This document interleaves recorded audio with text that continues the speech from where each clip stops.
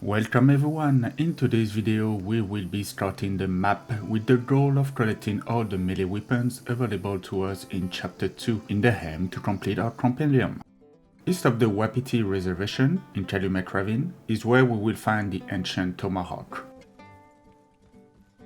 On a broken wooden target at the foot of the two posts on the left hand side is where you'll find it.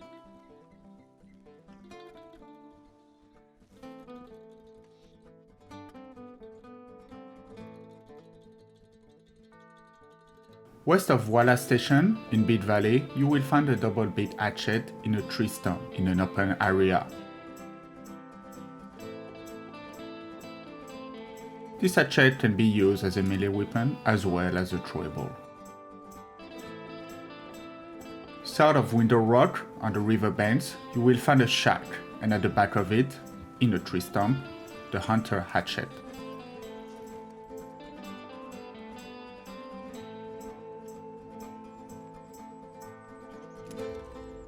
This hatchet can be used as a throwable as well as a melee weapon.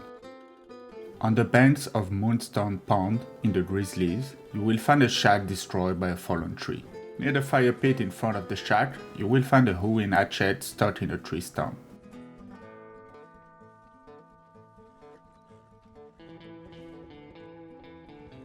The Hewing Hatchet can be used for both melee and as a throwable. East of the Three Sisters in the Grizzlies, you will find another shack with, you guessed it, another tree stump.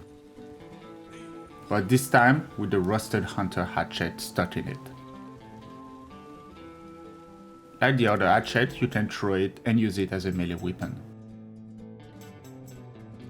North of Annesburg, on the western bank of the Roanoke Valley, you will find a Viking tomb. Near the flat rock with the skeleton laying on it is where you will find a Viking Hatchet lodged in the skull. The Viking Hatchet can be both used as melee weapon as well as a throwable. In Annesburg itself, on the winding road north of the mining town, you will find a red shack on the side of the road with in front of it another tree stump. With this time, the rusted double Bit Hatchet.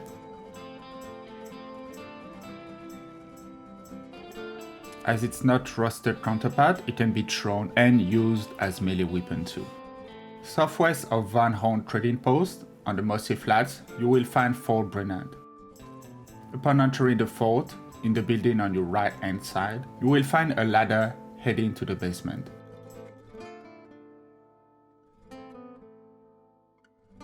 On some crates in the middle of the basement, you will find a Civil War knife.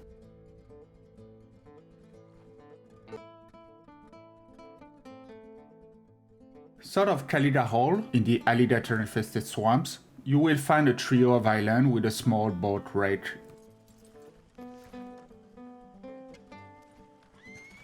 Inside, you will find a skeleton and a broken pirate sword. Useful to note that the sword has a longer range than any other melee weapons. On the western side of the Bit Valley, northeast of Stilt Shack, you will find a dead bear over the body of a hunter.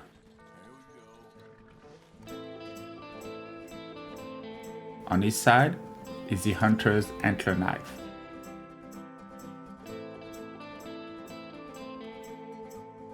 West of Mount Shawn at Barry's Dream, you will find a mine entrance with on the left hand side a plunger. Dynamite the entrance to reveal a cavern.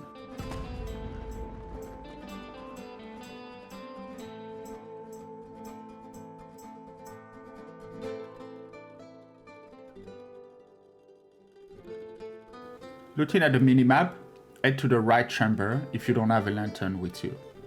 You will still be able to see, glowing in the dark, the wide blade knife in the back of the corpse.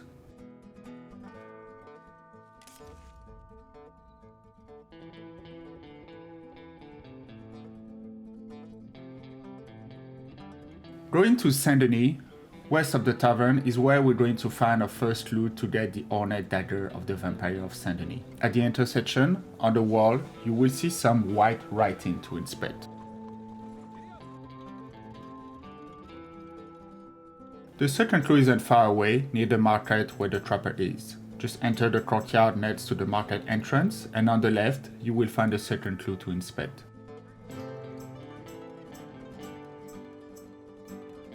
The third clue is on the southern wall of the general store. Once you pass the middle gate, you will see the writings on the wall on the left-hand side. The fourth clue can be found in the lower hand of the Gunsmith Street. In the alleyway with the yellow electric word signs above, walk in until you spot the stairs on the left-hand side. Walk the corridor going underneath until you spot the writing on the right wall.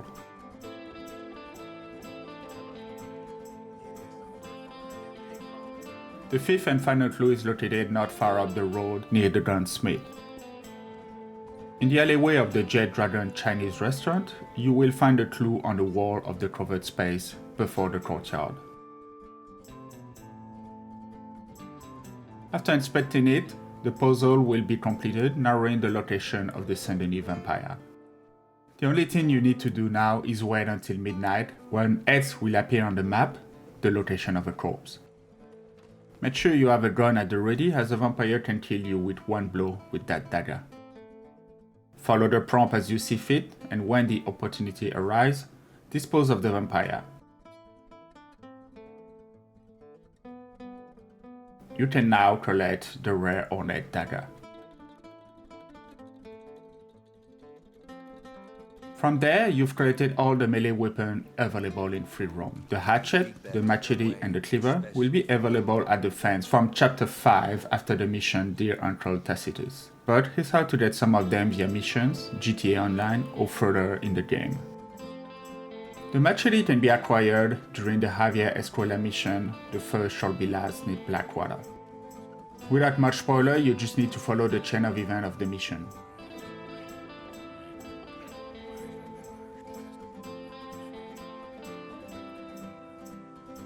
At some point, Javier will get your attention to help Charles on the top of the cliff. The man Charles is wrestling with is the one holding our machete. Take note where he fell and follow Javier to the top of the hill.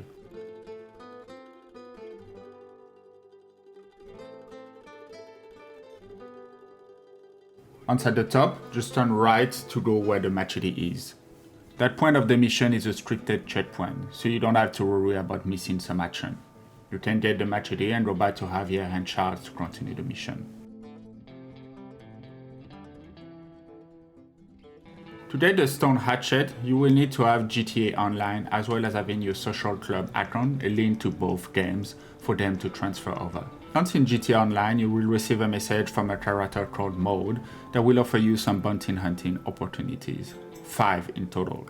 The process is simple, you just need to follow the prompts and instructions. After completing the 5 bounties, Mode will give you the location of a treasure chest containing the hatchet. After getting the Stone Hatchet, you will just need to get 25 kills with it to unlock it in Red Dead. I will put a link in the description below for more in-depth video on how to get the Stone Hatchet.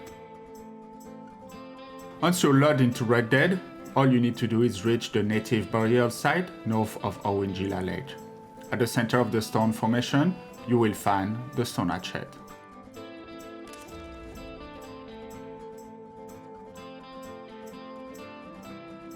The Jawbone Knife will be the final reward of the mission, A Test of Fate with Deborah McGuinness. After collecting all the dinosaur bones and visiting her in the Cumberland Forest, she will give you the knife. The Jawbone Knife can only be acquired further down story mode in the epilogue, as you will need to reach New Austin. I hope that video has been useful, and until next time, see ya!